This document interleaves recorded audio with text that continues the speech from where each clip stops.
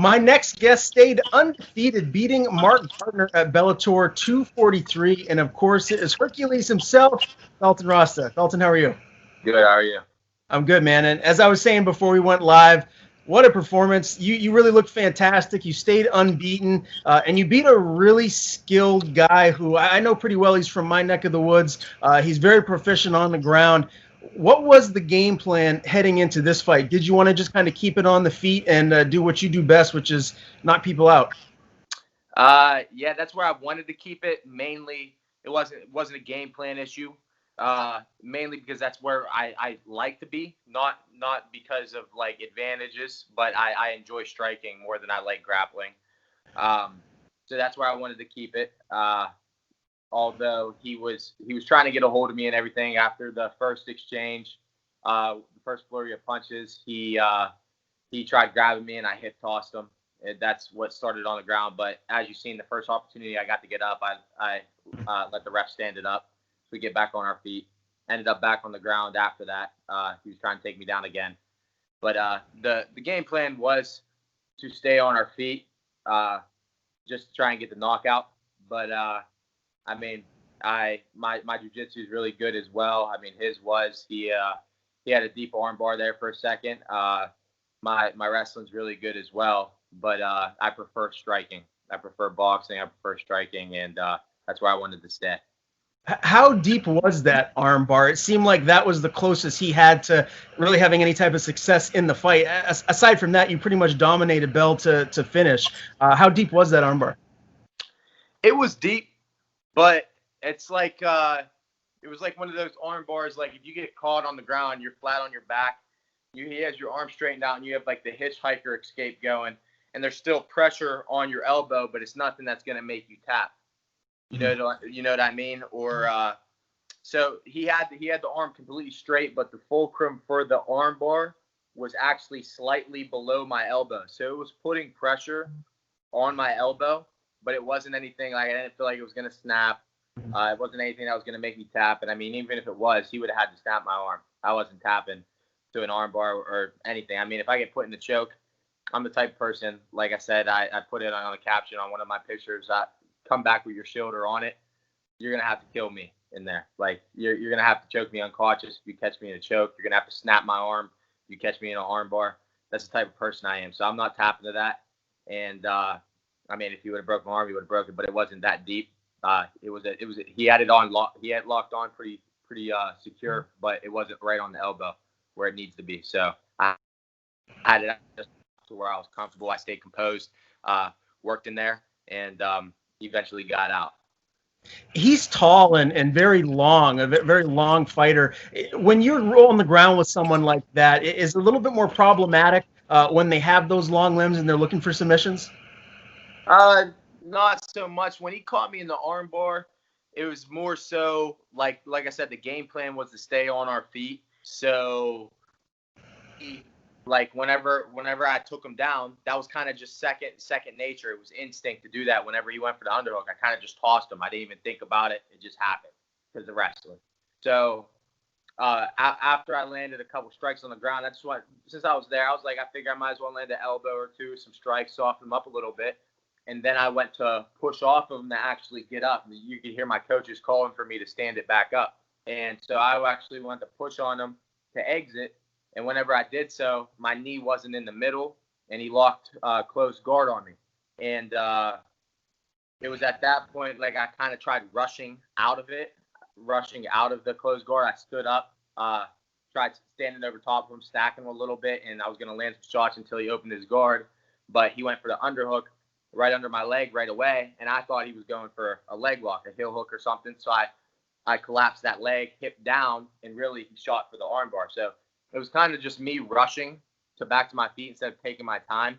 Normal circumstances, if I wasn't trying to get back to my feet so quickly, I wouldn't have been caught in that. But I don't think that had anything to do with his length. It was just a mistake on my part, rushing things. But not taking anything away from him. He was good on the ground, good jiu-jitsu. And like you said, he was long. So a lot of the submissions that he throws up and stuff, they're more efficient for somebody with his body type.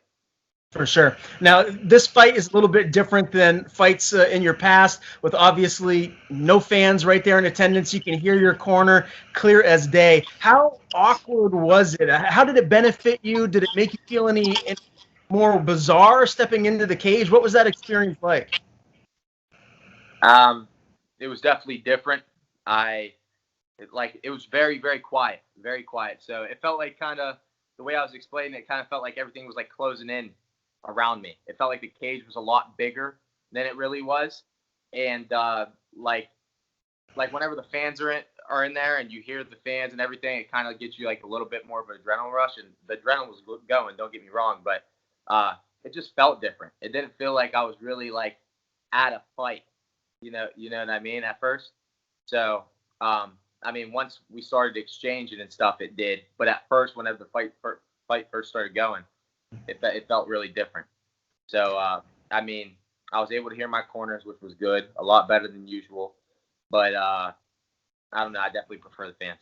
Yeah, I think everyone does, including myself. Just being there in general, it's just weird. It's just call it what it is. It's weird. Now, after the first round, the doctor got a good look at them. They stopped the fight. For anyone that doesn't know, elaborate as to, I guess, why he decided to stop the fight, and did you agree with that decision?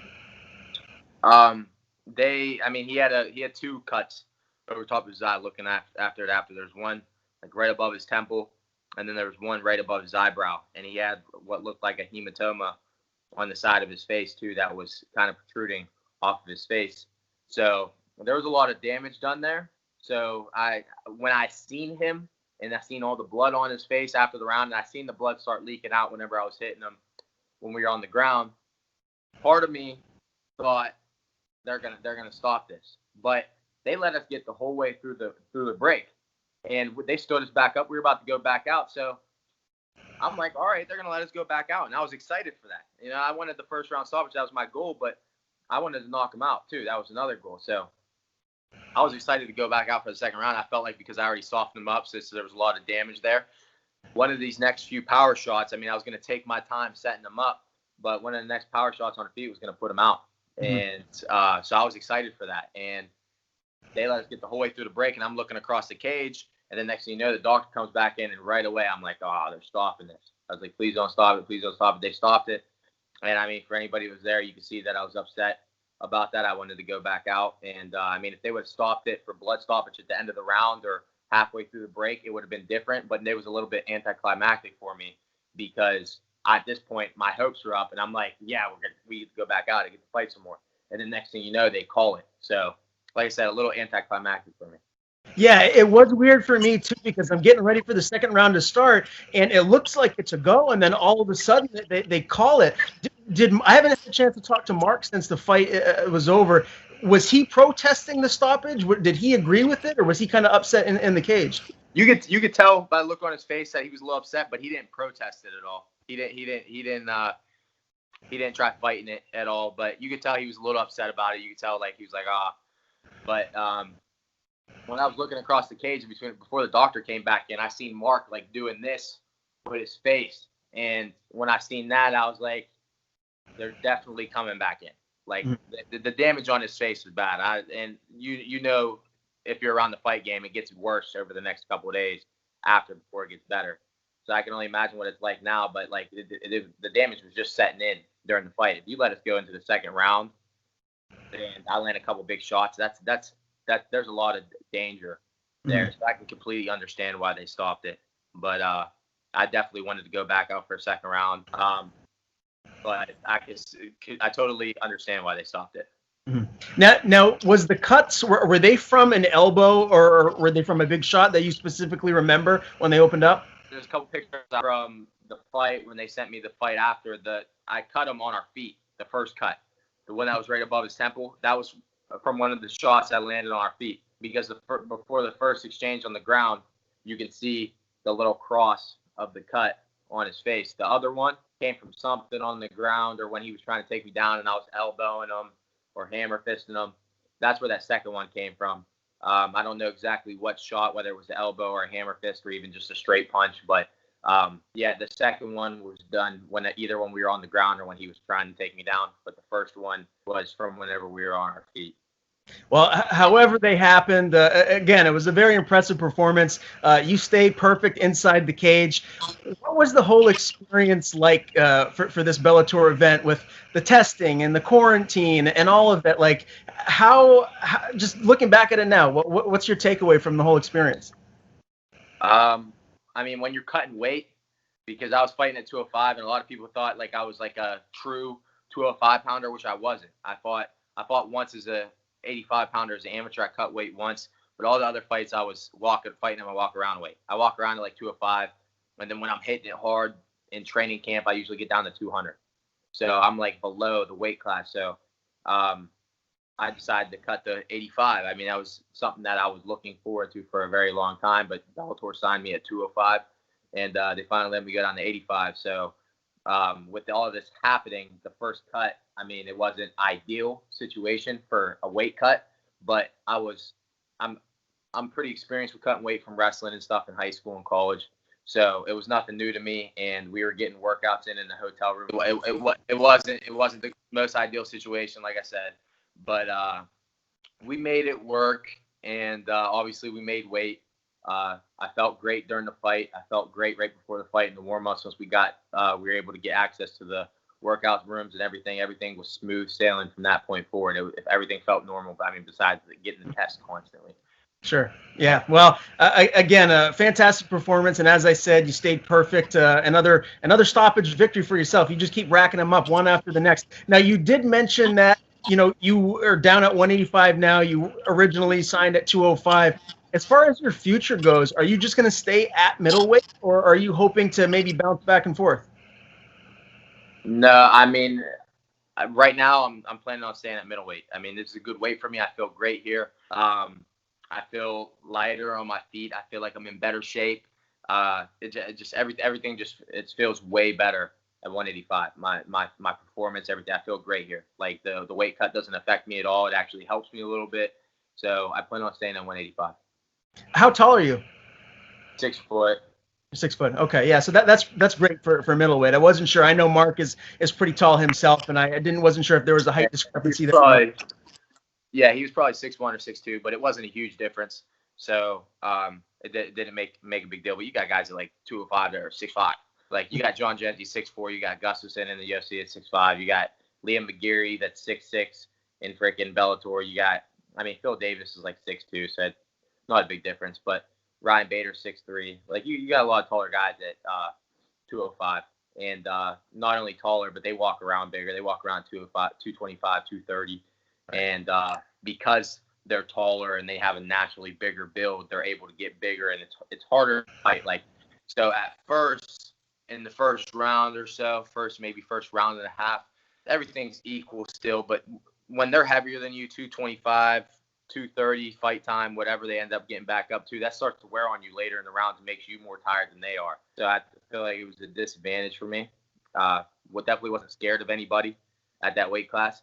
Just felt like it was a smarter move. I want to do things that are correct for my career. Yeah, no, that makes all the sense in the world. I think you're on the right track here. Now, obviously, you have a wrestling background. Tell me, was this just a natural progression into mixed martial arts? Like, when did you decide that this is a career that you wanted to really try out and make a run at it?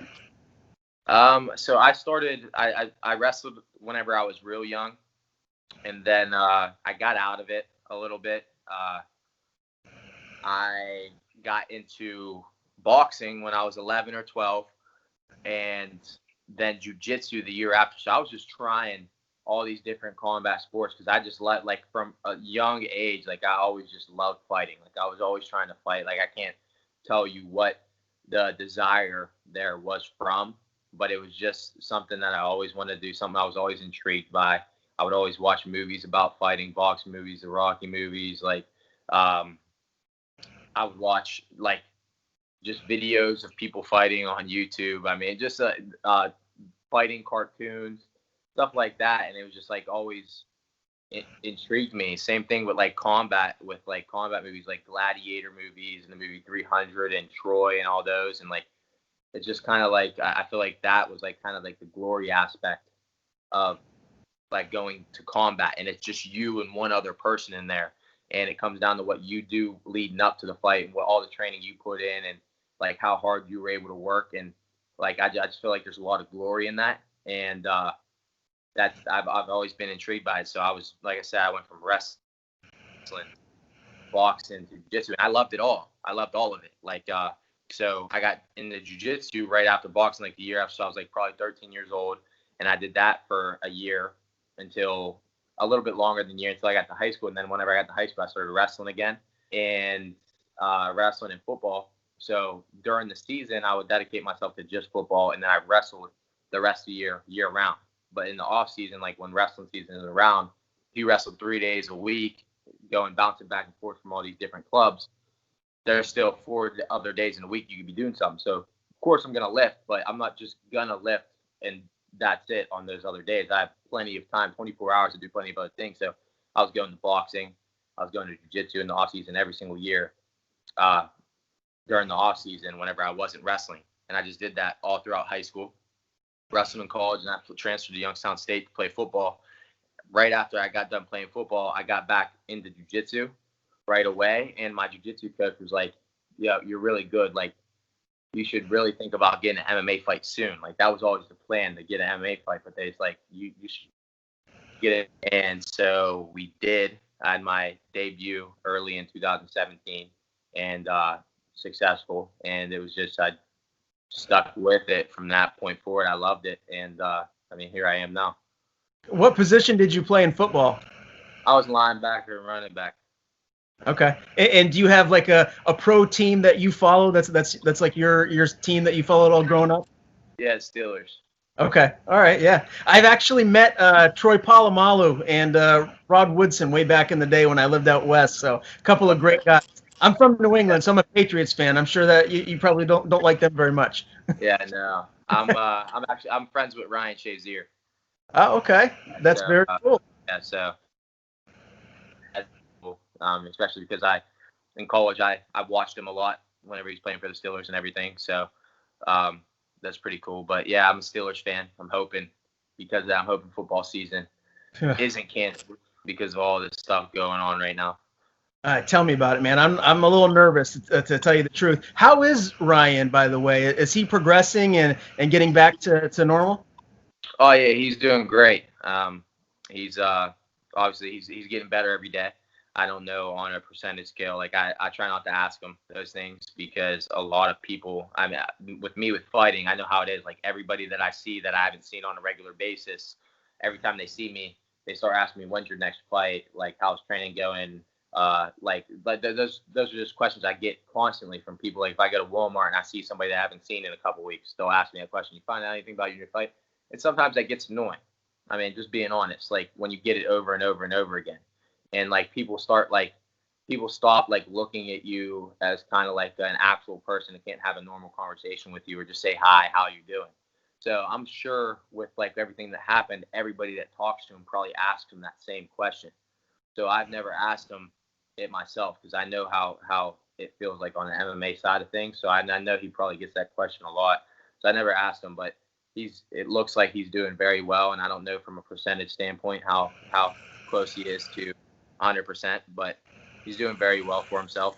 And one day, I mean, I hope he's able to get back to football. Yeah, well, I'm very happy to hear that he's getting back to normal, and hopefully he'll be getting back on the football field at some point soon. Let's talk about your camp and your team. And I'd like to know, who some of your main training partners are and how you feel your overall game has progressed over the last year or so. So my training partners, I have a lot of them. I mean, what I'm doing, who I'm training with during a certain camp changes. Like, so there's a lot of gyms in Pittsburgh. There's a lot of like cross training going on. So there's guys at my gym, there's guys at Stout, there's guys at India Dojo. Like there's the academy. So, I mean, if we're looking at like an overall standpoint, like all of my training partners, I mean, just some notable names would be Chris Dempsey, who fought in UFC and Bellator. Adam Milstead, who was a heavyweight in the UFC, Danilo Villafort, who was in the UFC and then PFL. Trying to think. I trained at Strong Style in Cleveland quite a bit. Alexa Kammer up there. He's in the UFC, a 205 pounder. Jeff Hughes, heavyweight in UFC. A couple other guys there, Jarrell Spawn. And then some of my main training partners back in Pittsburgh, like Cole Masick, Jake Lowry. These are guys. They're really good, but they're on the amateur level right now. And then, of course, my coaches. I also train with them on a regular basis. Isaac Grilly, he's a black belt in jiu-jitsu, two-time NCAA finalist in wrestling. My other jiu-jitsu coach, Lou Armazzani, he's about 220 pounds, black belt, really good. So those are my main training partners, guys that I train with on a regular basis. And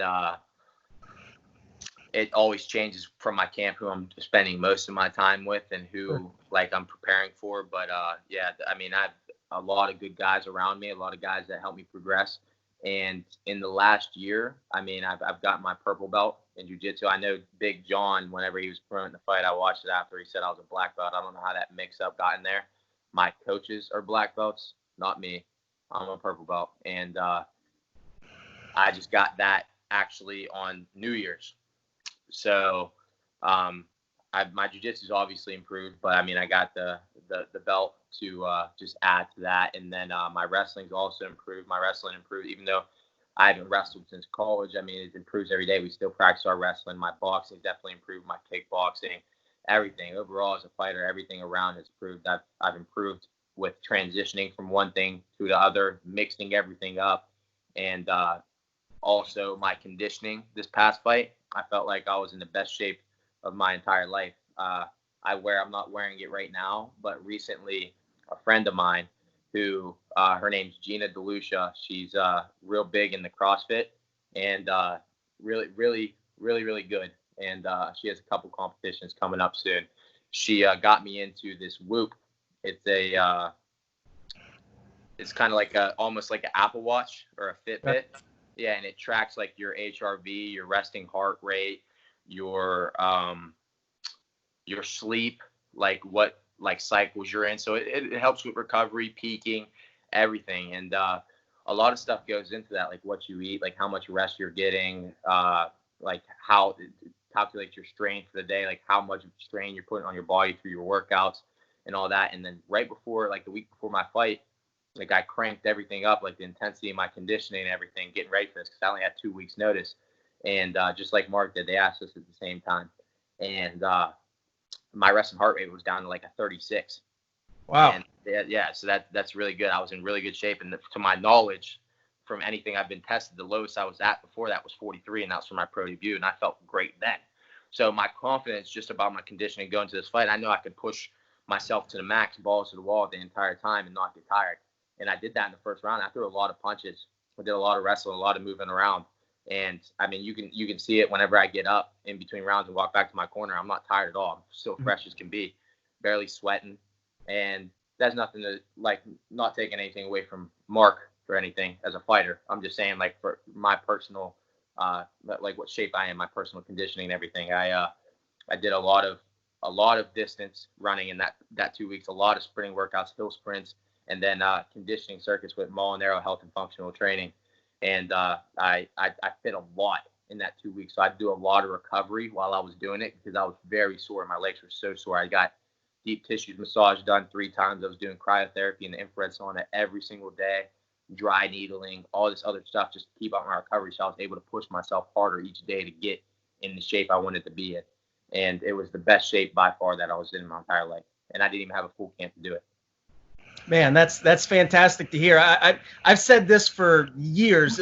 Cardio is king. 1,000%. I feel like it's the most important thing. I do a little training myself. I'm good for about 1 3-minute round, and then I'm done because my cardio is crap. So I'm happy to hear that yours is good. Let's talk about this Hercules nickname. How did you get it? I spoke about this a little bit in my post-fight interview. So there's this guy, I did my boxing. I started my boxing out. I started it out actually in Elwood City whenever I was younger, but with Jack Maine. But then I was boxing over in Youngstown. Youngstown has a real rich history in boxing. Kelly Pavlik's actually my boxing coach now. He was a world champ, like WBO, WBC, Ring Magazine, Lineal, like four defended them all 4 times. Really, really good boxer. Finished, I believe, 42-2 or 44-2. I know who Kelly is. He's legit. Yeah, and he's my boxing coach now. Before him, I was going down to a boxing gym in Youngstown, Downtown Boxing Club, and my boxing coach was Sam Caldrone, who was also a really good boxer out of the Youngstown area. And there was a guy down there. His name was Ron, in his mid to late 70s probably. He was actually one of Muhammad Ali's old sparring partners, like on a consistent basis. And whenever I first started going down there, the first time I hit pads with any of them, like the pads were cracking. And like it was just me and my coach in the time at the ring, and everybody went from like hitting the bag and doing their own thing to the next thing you know, when I look in between rounds, because I'm not really paying attention, I'm zoned in. Everybody's like around the ring just watching me hit mitts. Everybody's making comments like, "Ooh, he hits hard," like, "Ooh," like just making small comments like that back and forth. Everybody's watching. He's one of them, and he's like, "Oh, he hits hard. He's strong. He's like Hercules." And he started calling me Hercules. And every time somebody new would come down to the gym, or somebody that didn't know me, or somebody that hadn't been in the gym in a while and never met me, he'd always introduce me as Herc, which is short for Hercules. And sooner or later, everybody else in the gym started calling me Hercules as well. So, I mean, it kind of fit, but not kind of fit. It did fit, and it just stuck. So everybody started calling me it, and that's how I got it. It's not like one of those. I know a lot of MMA fighters give themselves their own nicknames, and I've had a lot of people who have told me like, "Oh, you should change your nickname to this or that, or like it would sound so much better or whatever." But I'm like, this is real. Like the Hercules thing is real. I didn't give myself that. Like it's legitimate. It's genuine. And it fit and it stuck. And like there's a little bit of a story behind it. It means more to me than just giving myself a cool nickname. You know what I mean? For so sure. That's how I got it, and it stuck, and I liked it, and that's what people have been calling me ever since. Yeah, very cool. Well, I like it too. It does make sense. Let me ask you this. I'm a little bit of a jokester myself. If I was one of your friends or your training partners or someone, I'd be doing the whole Nutty Professor Hercules. Do you have anybody that jokes around with you and does that to kind of loosen you up? Yes, from the what movie is that? The Nutty Professor. Yeah. A few people do it. And then sometimes they'll send GIFs, like text messages of it and stuff. I have a few people that do that. Only a few. I've only heard it a handful of times, but there are a few. Yeah, okay, that's cool. I mean, I'm all about laughing, especially I got to imagine it's probably important to kind of keep a sense of humor and a little bit of looseness about you when you're getting ready for a fight. Oh, yeah, for sure. And like I said, the confidence was at an all, and I've always been a confident individual, but the confidence for this fight with like my conditioning, like how sharp I was leading up to this fight, because I was training the whole entire time. Like, so when I got this fight, I was ready. All I needed to do was up the intensity of my conditioning, because I was doing my regular running and stuff, but, I wasn't doing it to, like, push and kill myself, because I wasn't trying to burn out until I got fight news, And then whenever they told me, I just upped the intensity of everything, running as hard as I can, like feeling like I was going to die, like doing hill sprints, as many as I could before I pretty much collapsed, and then doing my conditioning circuits and everything, like I said. So I was training the whole entire time. I felt sharp. I improved my game all around. I felt crisp. I felt good in sparring. And like I said, my conditioning was at all-time high. And all my coaches there, it was like everybody was having a good time beforehand. When everybody finally got there, we're all joking around. Even the day of the fight, super relaxed, not stress-free. And my coach, who was actually his first time being in my corner, but he's been my coach for a long time, Lou Armazzani, he kept making comments and he kept posting on Facebook that like it was really nice cornering me, because he's not used to it being so stress free, and everybody's always so stressed out. And it was nice, and it was like it was just great cornering me and being there that whole entire week, because it was stress free and everything was stress free and everything was great. Everything felt great. We were having a good time. We were able to joke around. And like my weight was coming off. He didn't have to worry about the weight cut. And then we all get along. Obviously, me and all my coaches and my training partner, Cole, was in my corner as well. And we were all having a good time, joking around, even, like I said, the day of the fight. And then whenever 15 minutes comes beforehand. We start warming up. That's whenever I get in my zone and start warming up, and then that's all the bullshit goes out the window right at that point. But before that, even 5 minutes before that, Lucas, the photographer for Bellator's, in our workout room, and he's trying to take pictures of me getting my hands wrapped and just take pictures of us talking to the ref. And my coaches are in the background, like doing like little poses like this, laughing and like pulling up their arms like this, getting behind me, just doing stupid stuff and just being silly. So everything was super relaxed, and it was great, and I had a great time, and so did my coaches, and I can't wait to do it again. Well, let's talk about when that next time will be. You've made it no secret that you want to stay active. You want to get back in there soon. And you called your shot. I love it, man. Dillon Danis, that's who you want.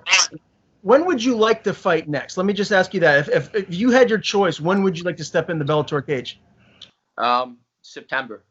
That's like, so big thing is, like, I took a couple just to give my body time to recoup from like the weight cut and everything, let my nervous system chill out again, because your nervous system, not just your muscles or anything, like, need to feel recovered, but your nervous system needs to recover. You know, there's a lot of stuff that goes into physiology and the science behind your body that a lot of people don't know. So I just took a couple days. I'm not going to be the guy that takes a week or 2 weeks off. Took a couple days, give myself time to rest, you know, give my mind a break, give my body a break, give my nervous system a break. But Wednesday, we're gonna start getting back at it, and obviously, I mean, over a couple of days, I didn't lose any shape or anything. We're gonna keep it right where we were, just pick up right where we left off, and I'm hoping September. And like I said, I want Dillon Danis, and I mean, I want September. So if they say yes to that fight and he takes it, I want September. But if they say, all right, we can't do it until October, because I know he had surgery and I know he just started training, I don't know how recently. But if they say October, I mean, I'll do October too, but I want October at the latest. And if he ain't willing to do September or at the latest early October, then I'll want somebody else. But I'm not waiting around for Dillon Danis. He's not worth waiting around for. He's not that good. I just want to derail that hype train. I want to show everybody he's not as good as he is. And the fight makes a lot of sense. I mean, it really does. I do not like that guy. I do not. A lot of people don't. And I know a lot of people want his head knocked off his shoulders, and I'd be glad to be the person to do that. And I personally don't think he's going to take the fight anyways. He's just going to play it off like he's ignoring it and like it's not any big deal. But that's because he knows better. His survival instinct's kicking in, and he's probably not going to take the fight. So, but even if he says he will and he wants to do it on a certain date, if it isn't in my timeline, so be it. He's not worth waiting around for. I got bigger fish to fry, and I'll keep continuing my career. He can stall out his all he wants. Has him or his camp, have you heard anything, any feedback at all from them being interested in the fight, or have they just been silent? No, nothing. I talked to my manager about it. We're actually signed by the same management company.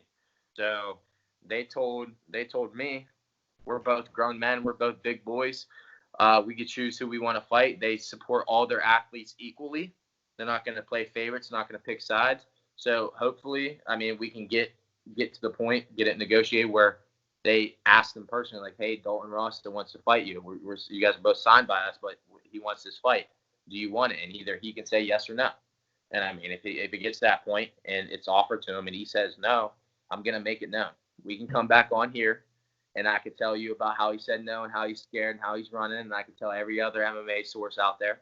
I can put it on my Twitter, but I will make it known. If it gets to that point and he says no, I'm telling everybody, because he's a troll and he calls everybody out and says everybody's scared. He tries calling out John Jones, who's 30 pounds heavier than him, and in the UFC and UFC champion. He tries to call Ryan Garcia, who's 30 pounds lighter than him, 40 pounds lighter than him, and just almost like a world contender boxer.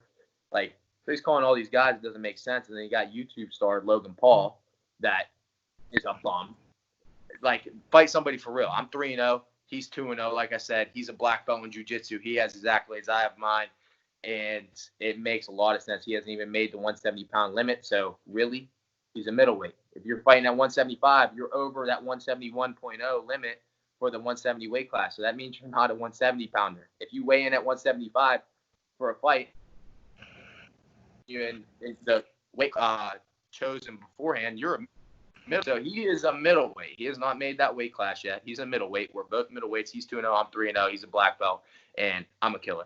So I'll take his head off and I think he knows that, and he's not gonna take the fight. I know he's not. Well, that was going to be my next question. What specifically do you think would happen if and when that fight gets signed and you guys step inside the cage together? How does it officially end? I'll knock him out. He's going to be diving for my legs. He's going to be trying to take me down. And a little bit differently than the Gardner fight. Gardner had good jiu-jitsu, but everybody knows Dillon Danis' jiu-jitsu is as high level as it. So I believe my top pressure and my top game, as long as I don't get caught in any funky submissions or anything, negates all of his bottom jiu-jitsu. I don't care how good his bottom jiu-jitsu is. My wrestling and my top pressure is ridiculous. It's very good. I can hold anybody down, and I'm very good at passing guards. And I mean, if I knock them down, and I mean, you had punches in it, jiu-jitsu is a completely different ball game at that. But even at that, if it got to that point and went to the ground, I feel comfortable on top. I really do. But it's not going to get to that point. He's going to be diving at my legs. And like I said, the difference between fighting him and fighting Gardner, instead of me, like when Gardner was trying to take me down, I was trying to land like little shots inside and stuff. So he still had an ability to grab me. And then we started wrestling after that. If I fight Danis and he starts trying to grab me, instead of trying to land those little dinky shots on the inside, I'm just going to back out and exit the whole entire way and start striking from range again. That's the difference, you know?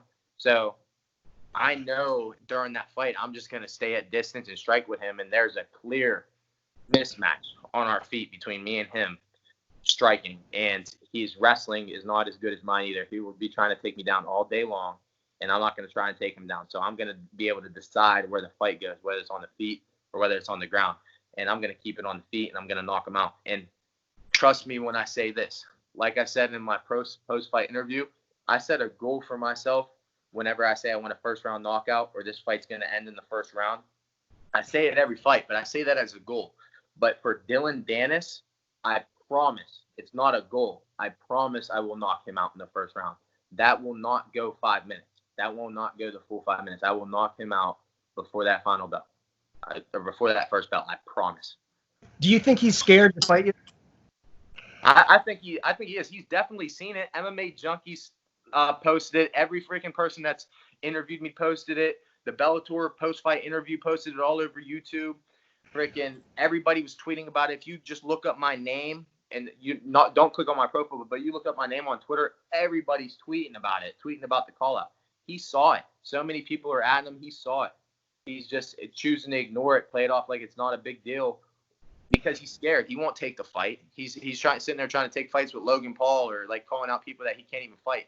And then you go and watch him and he fights like the last guy he fought was 3-2. I mean, the guy wasn't bad, but he's obviously not me. He's not gonna choose somebody. He's not gonna choose somebody like willingly like me. You got to put the pressure on him. Dude, he's gonna continue to try and play it off, but he won't take the fight. He's scared. Well, I got to tell you, I completely agree. I think this fight makes a lot of sense. Both of you are really at a similar point in your career, very similar records, and I think Bellator would really reap the benefits for making this matchup happen. So I hope it does happen. Last question for me, Dalton. How many fights do you have left on your contract? It's a 5-fight contract, but it was 20 months. And I don't know if it was 20 months. I'd have to go review the contract. I don't know if it's 20 months from my first fight or 20 months from this day that I signed. If it's 20 months from the day that I signed, it would be over. It'd be over in October, I believe. If it's 20 months from my first fight, it would be over in December, early December. So, it's whatever comes first, the 5 fights or the deadline for it. So the expiration date. So I'm hoping, obviously, I can get the full 5 fights in, but it's not looking likely because of the whole coronavirus thing that happened. And so we got a short window to do that now. But if they're willing to give me a quick turnaround, I could fight in September. I'll fight again a month or 2 after that, just get my 5 fights in. You know what I mean? I want my 5 fights. I want to keep progressing my career. I want to keep building my record. I want to be 5-0 by the end of this year. So next year I can go into another contract and get 3 or 4 fights next year and be sitting at 9-0. At the end of next year and be in a good position to make a good argument for title contention or a fight that puts me in contention for the title. You know what I mean? For sure. Yeah, well, that's fantastic. I will be at the Bellator 245 event September the 11th at the Mohegan Sun. So hopefully see you there and you have the fight that you want. If not against Dillon Danis, hopefully someone else. I really appreciate you giving me the time here today. Again, congratulations on a wonderful performance and win. Before I do let you go, if there's any social media that you'd like to thank or anyone you'd like to thank, the floor is yours. I mean, my social media is Dalton_Rosta on Instagram, and then my Twitter is just Dalton Rosta. And then I'd like to obviously thank my coaches, Lou Armazzani and Isaac Grilly. They do a lot for me, not just like in the room, or in the cage coaching me, but outside of it as well. And then can I thank sponsors as well? Of course, yeah. I'd like to thank Arias Agencies. They're my biggest sponsor, my biggest supporter. Simon Arias there. Great guy, great company. Always pushing for me to do the best, always in my corner. Vito Yarapoli from Scooter King. Mike Stratos from Ideal Integrations. Josh Adamic from Adamic Ventures. Emery Bossman from Armina Stone. And Bobby Steele from RJ Steele Construction, and then Dawn and Caroline Rittenauer from Yo Fresh. I mean, without all them, I wouldn't have the support system that I need to continue fighting.